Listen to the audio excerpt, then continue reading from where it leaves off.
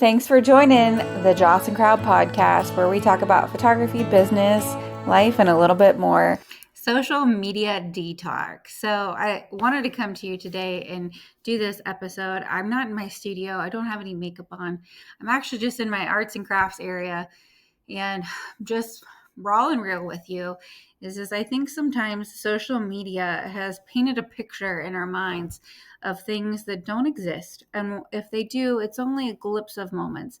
As a photographer, I can take a photo and it's a split second I've captured time, and I can look back on that image for decades. But if we pull back, that's not always the case. And while photographers can capture, all the emotions, happiness is essentially what we tend to capture the most. And I think that is what is portrayed on social media, and it's in our faces every time we turn around. It's all the perfect jobs and perfect businesses and perfect makeup and perfect gym, and it's just keyboard warriors, and we've been so consumed with social media. I think back on a time in life when social media didn't exist and it seemed so much more simpler. And while we're business owners, we do have to show up on social media, especially as photographers. We have to post photos. We have to be present in our business, and I felt a sense of change happen within me, especially when I feel like I reached burnout. And I've been trying to recover from that burnout is that I don't have to be on social media every day. I am entitled to be a human first and a business second.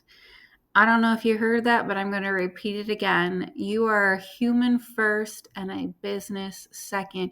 You might even be business fifth or sixth. Your kids might be more important. Your family might be more important. Your dog might be more important. And in fact, I hope they are. But I think that sometimes we just need to give people permission, because as entrepreneurs, we don't have anybody that we report to. I get to decide what my business hours are. I get to decide what day I work. I get to decide these things, but sometimes I just want someone to tap me on the shoulder and say, hey, it's okay to take a day off. Because honestly, our brains just never shut off. As business owners, we always have these ideas rolling in. We shut our eyes at night and we go, oh, we could do this and we could do that. And this customer needs to be taken care of and this photo needs to be edited.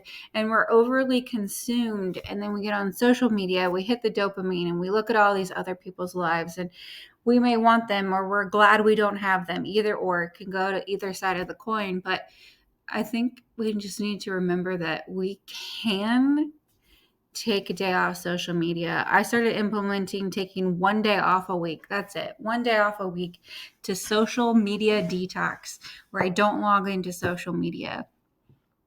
The amount of sheer joy I had when I started implementing this, it felt so good to relieve that pressure of, I don't have to be on there. The world is still going round without me there.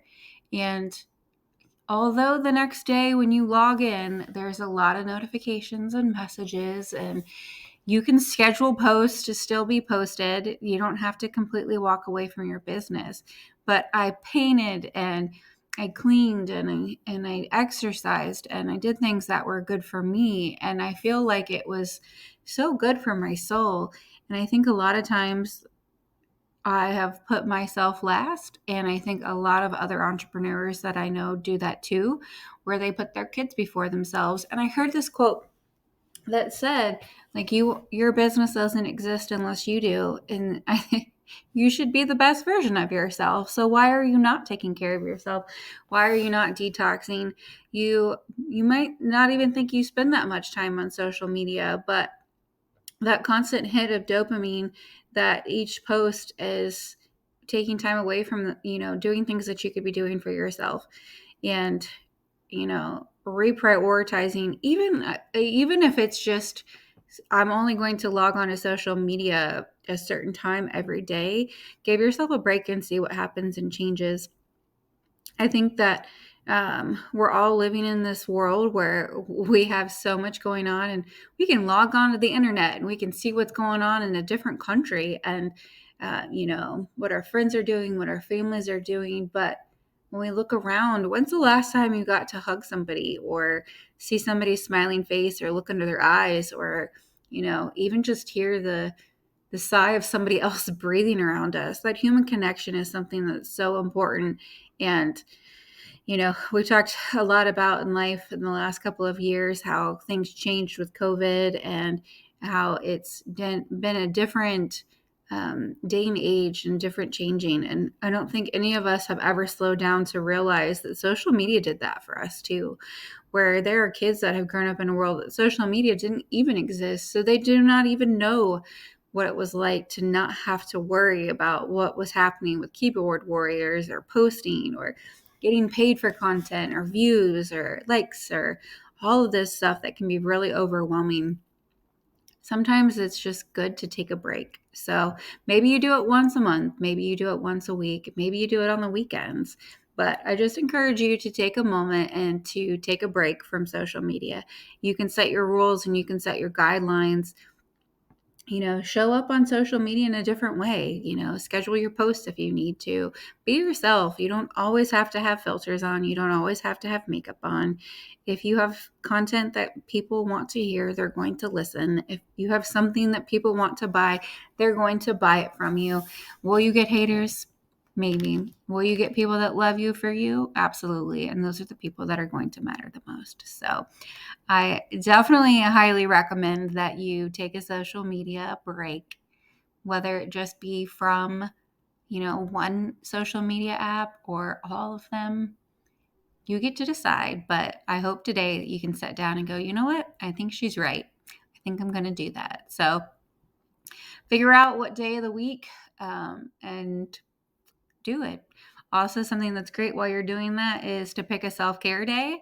I always pick mine on a Tuesday, and that Tuesday of every month, I have it on my calendar. It's a self-care day. Now, I have made exceptions that I have not done self-care that day and worked instead, and I usually end up regretting it. So I'm going to put a bigger focus on taking that self-care day too. Well, that's all we have for today's podcast. We thank you so much for joining, and I hope that you have a fantastic day, and we will catch you next time with the Joss and Crowd podcast.